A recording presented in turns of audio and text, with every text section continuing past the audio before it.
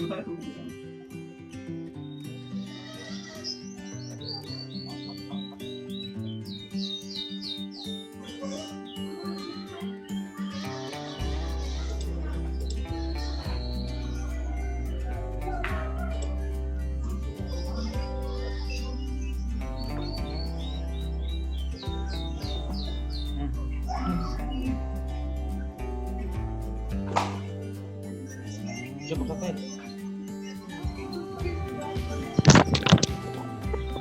kita mulai ya.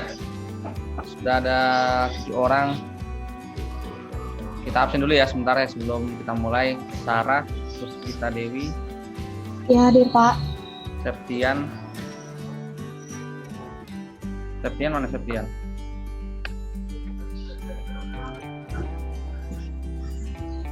Ada orangnya. Wahyunita Apriani. Nggak ada ya? Hadir Pak. Diva Mardika. Komarudin. Neria. Ya, Pak. Baik, sebelum kita mulai, saudara sekalian, kalau saudara biasanya di kelas ataupun kelas online menggunakan aplikasi apa ya?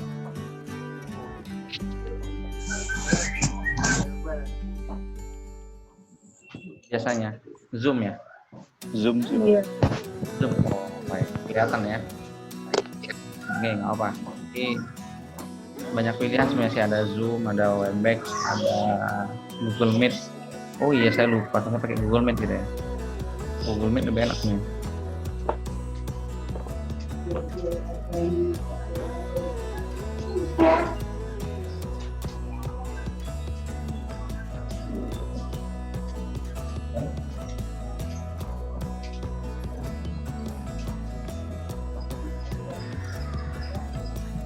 Baiklah, kita mulai ya, supaya kegiatan kita ini bermanfaat. Baik, kita mulai. Assalamualaikum warahmatullahi wabarakatuh. Waalaikumsalam. Pagi, salam sejahtera kita semua. Baik, saya ulang lagi, ini pertemuan kita perdana. Mungkin belum pada kenal ya. Saya juga belum kenal dengan saudara. Karena kalau saya lihat absennya kan ini kan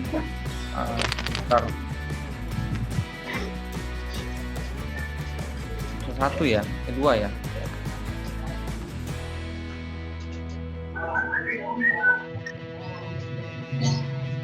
Baik, ini kelas oke kan, kelas manajemen. Nah, sedangkan kalau yang akuntansi itu sama Bu Sita. Baik, jadi ada 2018 dan 2019. 18 berarti sekarang semester 3 ya. Ada Nur Hasana, ada Manatap, ada Nistia, ada Doni Setiawan. Lebihnya itu anak 2019, Komarudin, David, Neria, Sarah, Diva, Kristiani, Wijaya, Septian. Oh, saya share dulu nih, kok nggak? Saya share screen. Saya share screen, ini absennya nih. Ini absennya ya.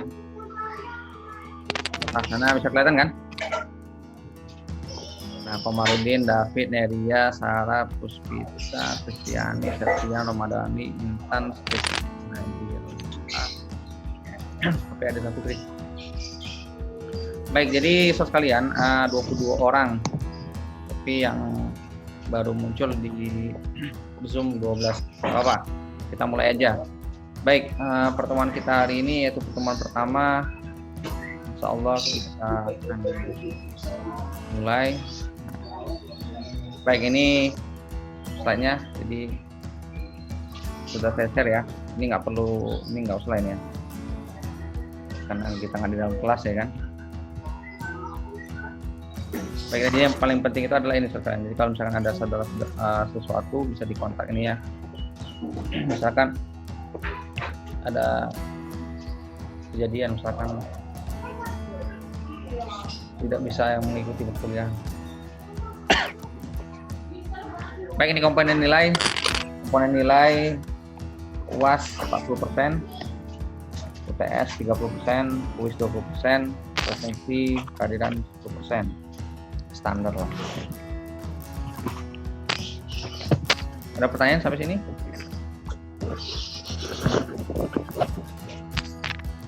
Udah? Enggak, Pak. Nggak ada Pak. Nur Hasanah baru bergabung. Si itu mana? Udah bergabung belum si Risma Ayu?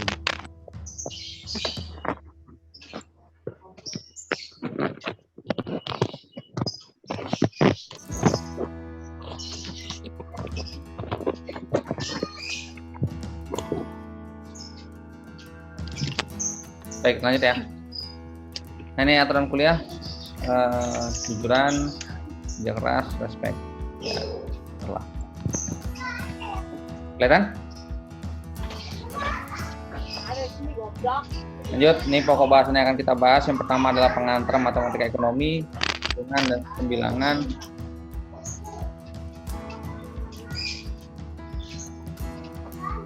Baru deret hitung, itu dulu. Ada nanti fungsi permintaan, fungsi bagian fungsi pemakaian dalam ekonomi, dan fungsi pajak. Oke, ini sumber bacaan. Kalau saudara punya kesempatan di Gramedia, akan dicari bukunya ini, toko buku yang terdekat.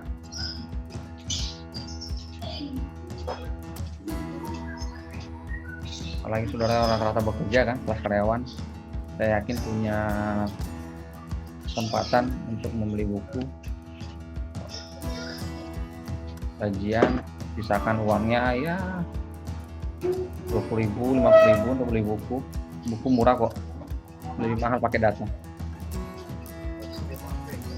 Baik, oke, ini sekalian kita mulai. Ini jadi matematika. Ada yang suka matematika di sini?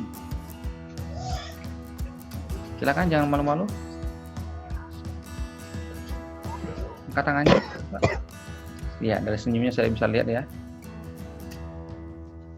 Tengah hati suka.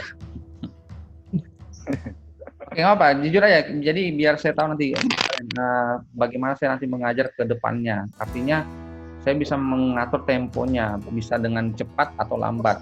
Nah, dilihat dari respon dulu. Pertanyaan pertama. Ada yang siapa yang suka matematika itu dulu? Angkat tangan. Tidak ada. Oke, dari geleng kepalanya kelihatan nggak ada. Pertanyaan kedua, berapa persen saudara menyukai matematika? A, 90 sampai 100%. Silakan angkat tangannya. Nggak ada. 80 sampai 90%. Nggak ada juga.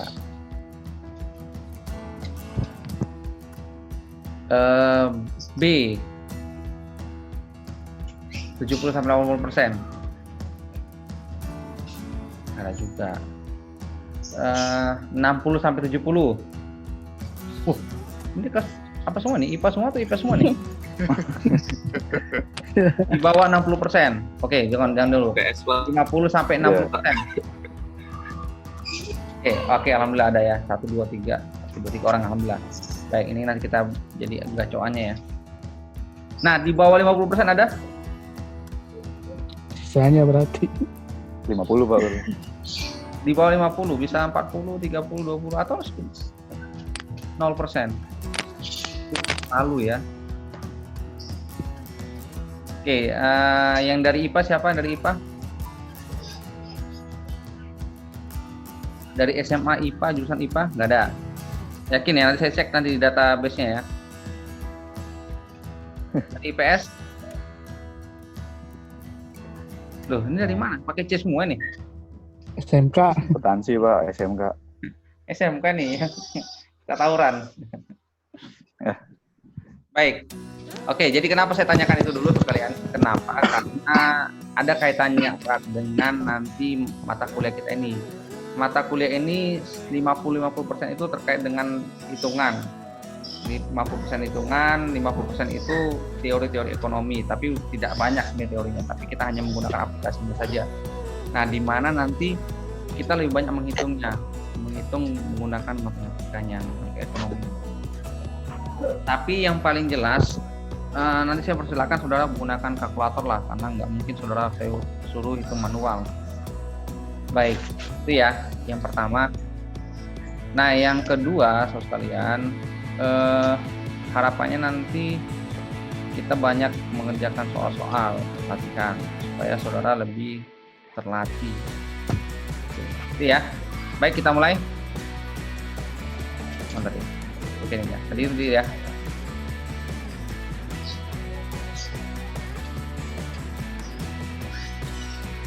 Baik. Nah, ini saudara sekalian. Nah, matematika berasal dari kata matein, artinya mempelajari atau belajar. Nah, dengan mempelajari matematika, seseorang akan terbiasa mengatur jalan pemikirannya dengan sistematis. Itu dia. Jadi kalau ada orangnya yang kurang sistematis, berarti kurang matematika. Baik, apa itu yang harus dengan berpikir matematis? Yaitu seorang yang hendak, contohnya dia, seseorang yang hendak menempuh jarak 2 mil akan memilih naik mobil daripada jalan kaki, kecuali waktunya banyak terluang sedang berolahraga. Atau misalkan saudara sekalian, saudara kan rata-rata bekerja kan, pasti saya nggak tahu sekarang kayak nggak boleh lagi pakai Gojek kan. Nah, kalau saudara misalkan duduk dari pekerjaan ke kampus dulu kan pasti memilih alternatif yang tercepat kan, pasti menggunakan ojek. Oke. Nah, berpikir matematis untuk dapat mengendarai mobil harus belajar bagaimana cara mengendarai mobil tentunya kan, yaitu menyupirnya kan. Oke. Untuk dapat menyupir mobil yang baik dia perlu pengetahuan matematika. Oke, pasti setidaknya saudara sebelum belajar menyetir mobil, salah satu alternatifnya saudara pergi ke tempat kursus mobil kan, betul? Atau paling tidak kalau enggak saudara cari teman atau saudara atau orang tua ya kan yang bisa mengendarai mobil. Oke. Nah, matematika itu merupakan sarana pendekatan untuk suatu analisa. Dengan mempelajari matematika membawa seseorang pada kesimpulan dalam waktu yang singkat. Oke, lanjut ya. Nah, bab pertama pendahuluan. Matematika ekonomi merupakan pendekatan untuk analisa ekonomi. Jadi para ekonom kita itu sedikit banyaknya mereka ahli dalam matematika ekonomi. Sebut saja Sri Indrawati, kan ekonom. Beliau dari alumni UI, jurusan akuntansi ekonomi. Nah, matematika ekonomi itu sangat cerdas ya, makanya dia dipilih sebagai Menteri Keuangan. Nah, di mana digunakan simbol matematis untuk menyatakan permasalahan dan juga memberi gambaran dengan dalil-dalil matematis untuk membantu dalam pembahasannya. Jadi ada nanti ya sedikit banyak simbol matematis nanti ya. Oke, lanjut. Nah, matematika ekonomi dapat digunakan dalam teori ekonomi makro atau mikro, keuangan negara, ekonomi perkotaan, dan lain-lain.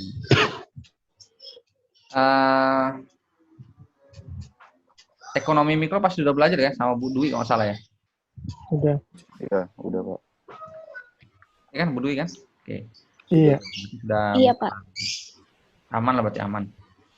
Nah, biasanya matematika ekonomi disiapkan untuk menjelaskan kasus-kasus teknis matematis, misalnya dengan menggunakan matriks, kalkulus diferensial, dan integral.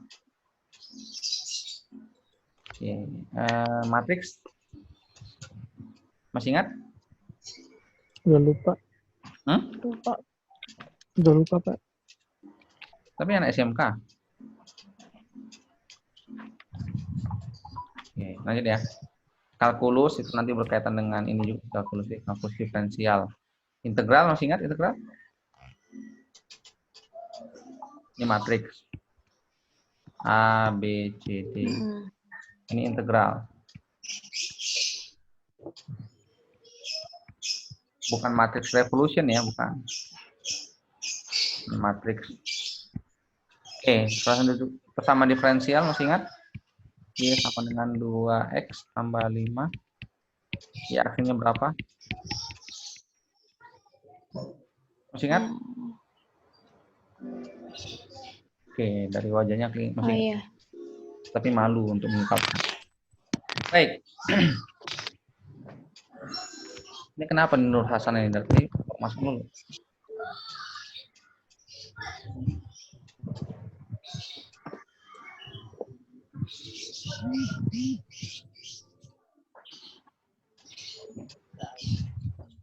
Baik, kalau nggak ada pertanyaan lanjut ya. Nah, berikutnya matematika dan non matematika ekonomi. Apa perbedaannya? Ada yang tahu?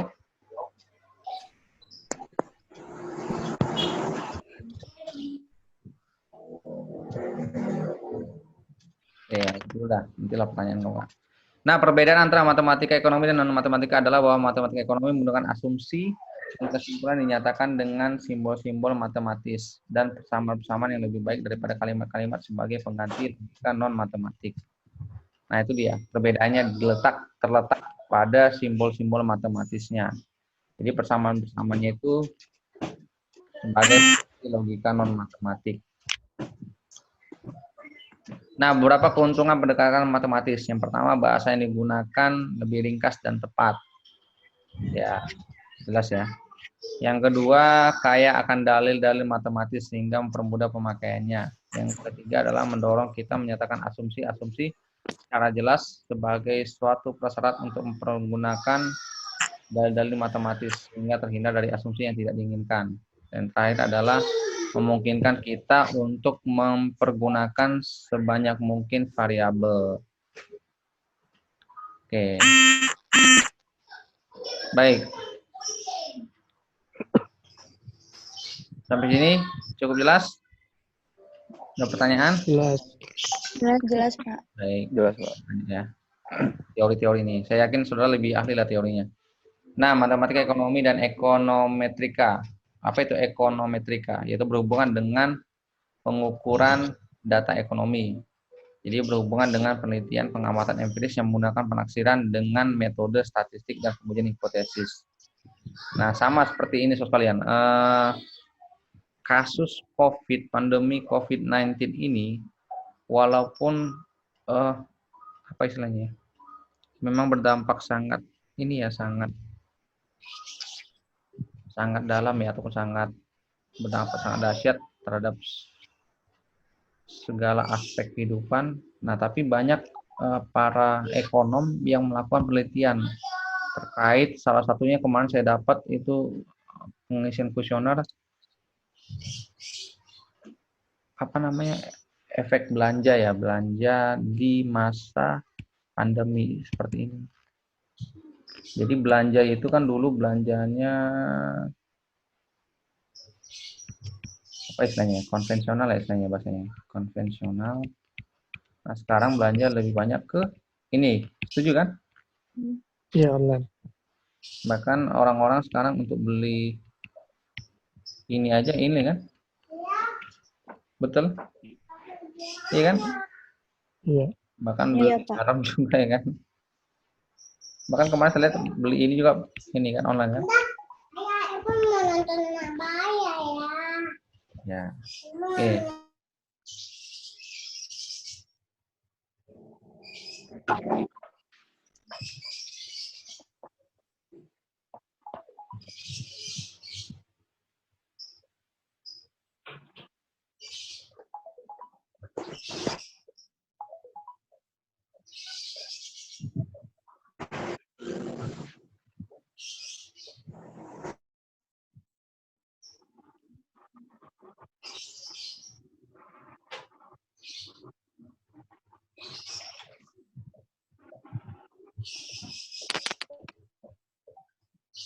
Baik, kita lanjut.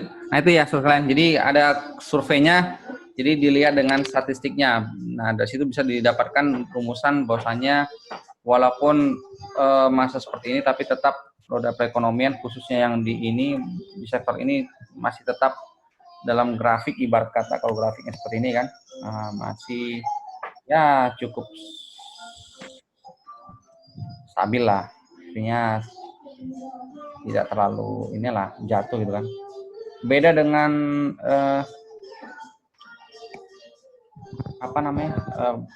sektor ekonomi atau belanja yang konvensional ya kan, cenderung menurun, betul kan?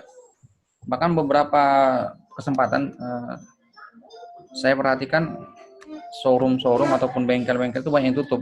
Nah, yang kasihan itu kalau misalkan saudara ataupun siapa sajalah yang ketika sedang mengendarai kendaraan mogok di tengah jalan kan, ternyata bengkel tutup ya kan, banyak kan? Apalagi yang kaum Hawa ya. Oke, itu sangat terasa ya. Oke, lanjut ya. Nah, matematika ekonomi dan ekonometrika tadi, yaitu matematika ekonomi membahas penerapan matematis pada aspek-aspek teoritis murni dari analisis ekonomi. Nah, tanpa memperdulikan masalah-masalah statistik, misalkan pengukuran error dari variabel. Itu bedanya. Oke, ekonomi dan matematika ekonomi. Analisis ekonomi tidak berbeda jika menggunakan pendekatan matematis dibanding dengan tanpa pendekatan matematis. Nah, bedanya atau keuntungannya apa? Dengan pendekatan matematis, persoalan atau pokok bahasa menjadi sederhana. Jadi yang pertama. Dengan pendekatan matematis, mengaktifkan logika dengan asumsi-asumsinya. Oke. Dengan memakai sebanyak n variabel dalam menggambarkan suatu hubungan antar variabel nih, misalkan nih, ini fungsi QD. Nah, di mana PR itu adalah harga komoditi yang bersangkutan. Ini launch ini artinya pendapatannya. P ini harga konsumsi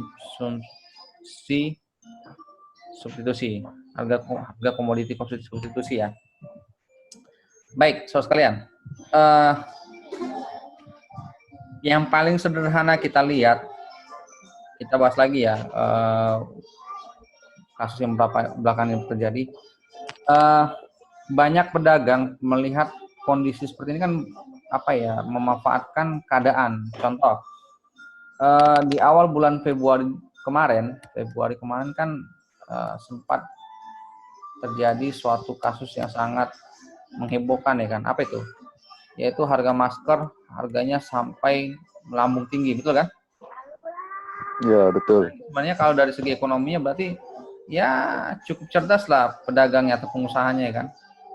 Artinya dia sudah memprediksi gitu kan. Bahkan saya dapat bocoran tuh beberapa teman yang pengusaha itu kan sudah sudah lebih awal mereka untuk menstok ataupun membeli persediaan ini tadi. Nah, sehingga ketika dia beli harganya satu kotak hanya 25.000, bayangkan nih kan. Dijual sekarang 350.000 ya kan. Luar biasa ya keuntungannya ya. Kalau yang muslim mungkin tiba-tiba langsung bisa umroh deh kan. Kalau yang Nasrani bisa langsung ke Vatikan ya kan. Oke. Bahkan sekarang kalau saudara berobat, cobalah berobat nanti ya ke rumah sakit. Itu kita dikenai biaya itu. Pertama kenai biaya ini ya. Tambahan nih namanya. Biaya masker. Jadi, dokter yang mengobati kita tuh kena di masker yang dia gunakan tuh kita yang bayar. Harganya 7.000. Sarung tangan itu kena biaya juga tuh. Kemarin saya kena yang 5.000 kemarin. Setiap dokter yang mengobati. Tuh. Bayangkan sekalian. Belum lagi kalau misalkan dia APD lengkap ya kan. Wassalam ya kan. APD lengkap itu apa? Mulai dari itu yang Baju. face shield-nya, jaketnya, wah, udahlah. Kalau bisa dari sekarang pola hidup sehat lah. Oke, lanjut. Nah, kelemahannya pendekatan matematis yaitu bahasa matematis tidak selalu mudah dimengerti oleh ahli ekonomi. Setuju nggak? Setuju. Kok gini?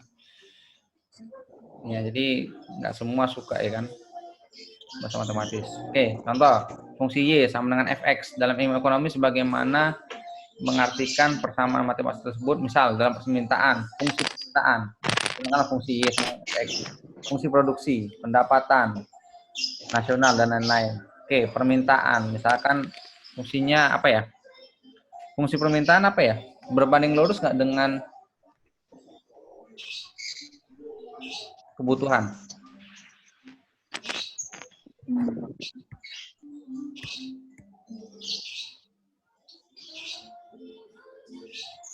Berbanding lurus kan? Sama kayak ini, kalian. Saya boleh menyebut merek ya, nggak apa-apa ya. Bukan promosi, bukan. Saya bukan iklan. Beberapa waktu ini kan saudara pasti banyak mencari multivitamin kan? Iya. Enggak? Iya, Pak. Nah,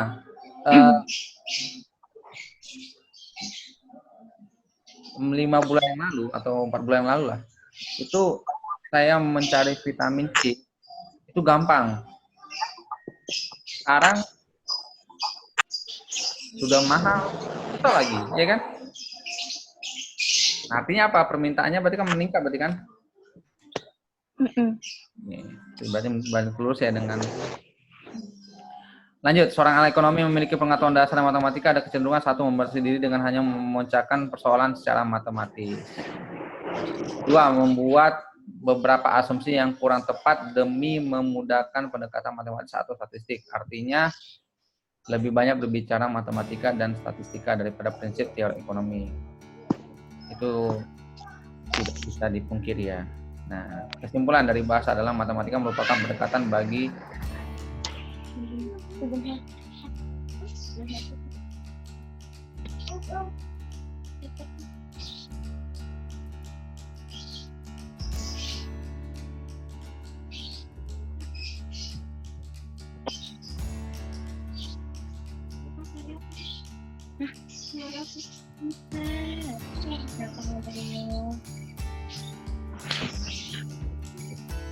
dekat host.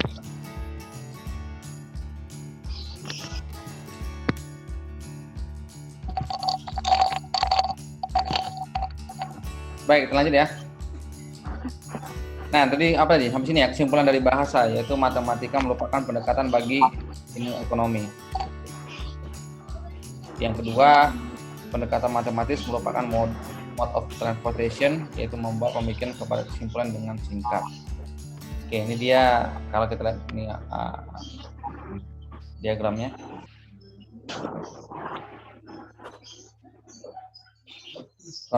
Ekonometrika adalah pengetahuan yang berkaitan dengan penerapan statistika untuk menganalisis data ekonomi.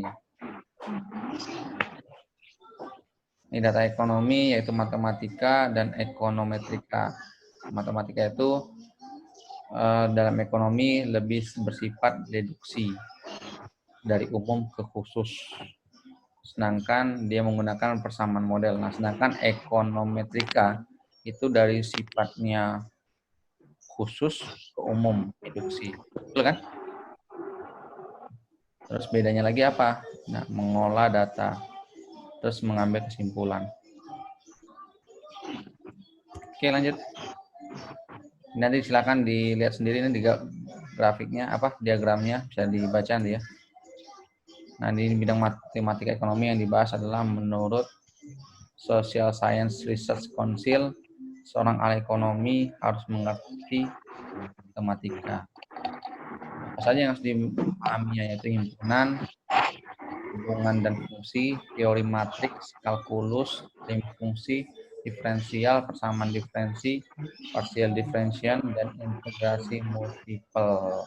Oke, kita jangan terlalu dalam dulu deh. Ini dulu yang sederhana dulu, himpunan. Kita dulu ini. Nah, himpunan.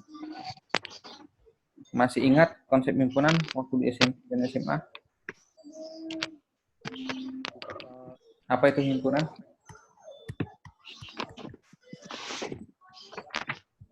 Ayo.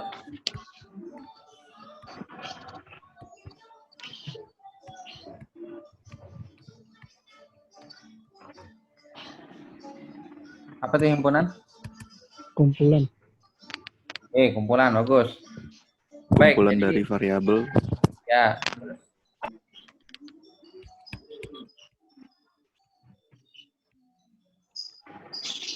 Nih, kayak kumpulan ya, ataupun kelompok objek yang kumpulan objek atau benda yang memiliki kesamaan nih. Himpunan Pengusaha Muda Indonesia, Himpunan Mahasiswa Islam, Himpunan Mahasiswa Minang, Himpunan Mahasiswa Sumatera. Artinya ini kan himpunan kumpulan pengusaha muda, sama-sama latar belakang pengusaha, betul kan? Sama-sama mahasiswa yang beragama Islam. Nggak ada himpunan mahasiswa Kristen, yang ada Gerakan Mahasiswa Kristen Indonesia kan, GMKI kan. Betul? Tuh. Oke. Himpunannya nggak ada, tapi gerakannya nggak ada. Oke, lanjut. Himpunan bagian. Apa itu himpunan bagian?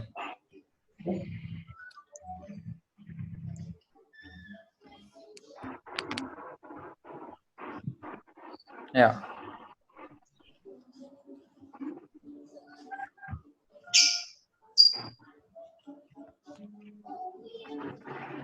Misalkan diberikan himpunan A sama dengan 1, 2, 3. Maka himpunan bagiannya apa?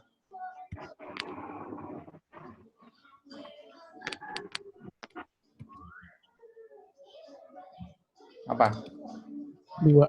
Tuh. 2, 3. Kan bagiannya kan? 1, 2, betul? 1, 3. Ini kan? Ini kan bagian dari sini kan? Bagian dari sini kan? Bagian dari sini kan? Bagian dari sini, bagian dari sini Iya, kan? Pak. Atau keseluruhannya juga itu bagian dari atas tadi kan? Atau kosong? Bagian dari situ nggak kosong? Iya. Berarti berapa deh? 1, 2, 3, 4, 5, 6, 7. Oh, satu lagi. 2,3. 8 ya kan? Berarti ada berapa himpunan bagiannya? Lah? Nah, itulah dia. 8. Nah, inilah disebut dengan subsetnya. Subset himpunan bagian. Kalau saudara masih ingat, 2 pangkat N rumusnya. 2 pangkat N. Ini ada berapa N-nya? 3. 3. Hitung, benar nggak 8? 1, 2, 3, 4, 5, 6, 7, 8. 8. Oke, lanjut. Nah, pengolahan atau operasi himpunan. Lihat. Nah, ini definisinya ya. Himpunan dari objek-objek aplikasi tertentu. Oh iya, sudah saya share kemarin ya. Tadi pagi ya. Oke, dah ya, bisa dibaca ya. Nah, jadi ada cara penulisannya. Bisa dibaca sendiri nih. Saya kasih contoh aja langsung. 1, 2, 3 yang tadi aja saya ambil contohnya. Berarti dengan cara pendaftaran ya kan? Bagaimana dengan cara pendefinisian sifatnya? Berarti A sama dengan himpunan X, di mana X itu gimana? Kurang dari sama dengan 3, betul kan? Benar nggak? Kurang dari sama dengan 3 dan X adalah bilangan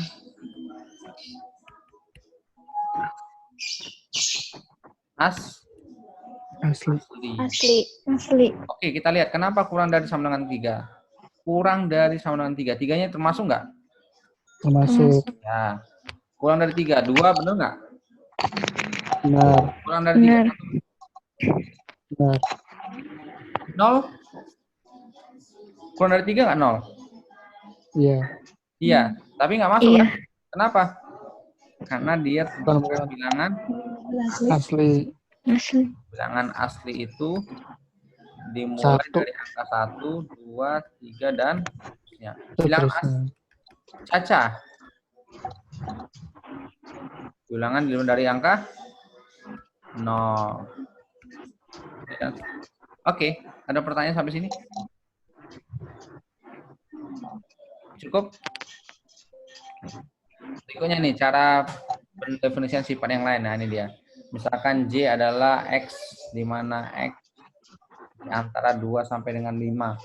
Nah, maka sifat bilangan nyatanya, ini ya, bilangan nyata lebih besar dari 2 dan lebih kecil dari 5. Maka J sama dengan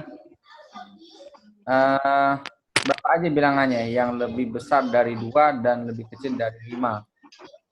Berarti 3 dan 4. 3 dan 4. Oke. Cukup jelas.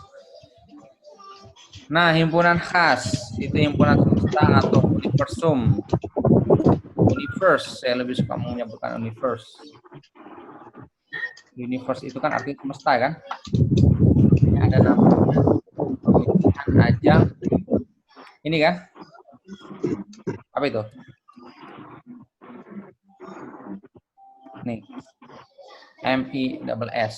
Ini kan Miss Universe atau Putri Semesta. Oke. Apa bedanya Miss Universe sama Miss World?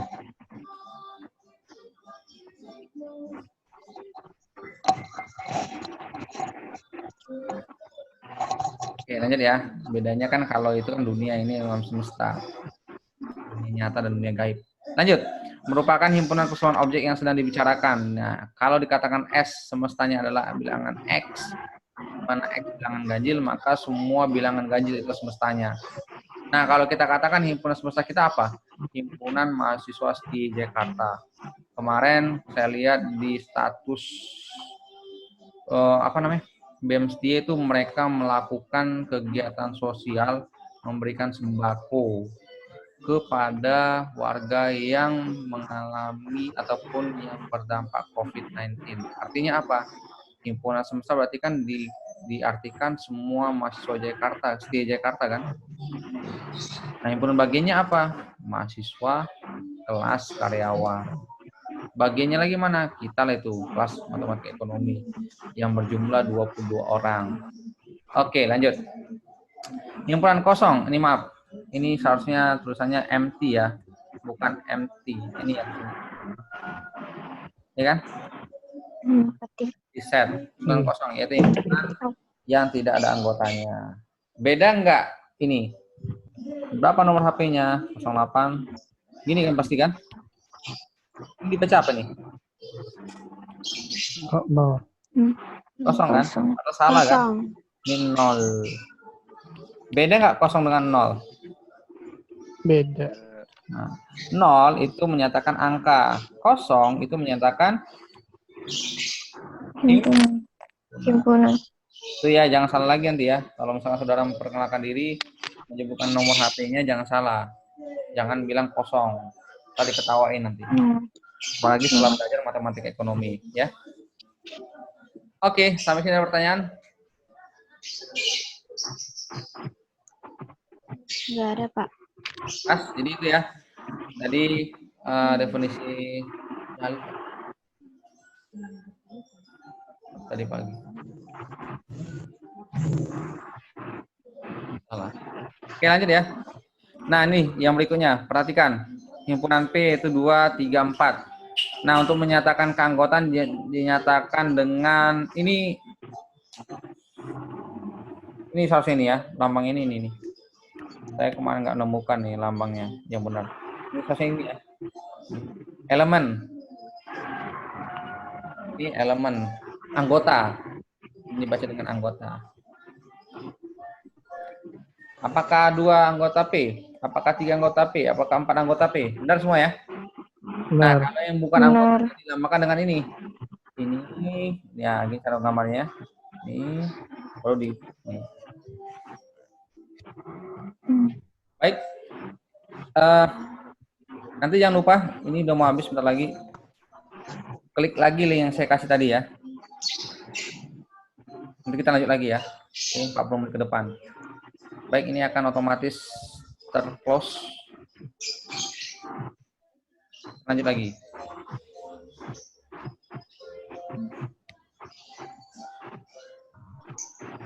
Ini tadi ya. Sorry.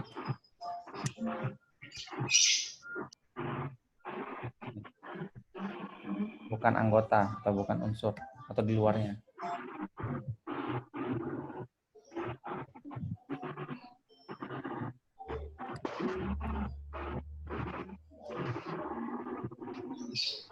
Yang mana benar? Yang ini atau yang ini?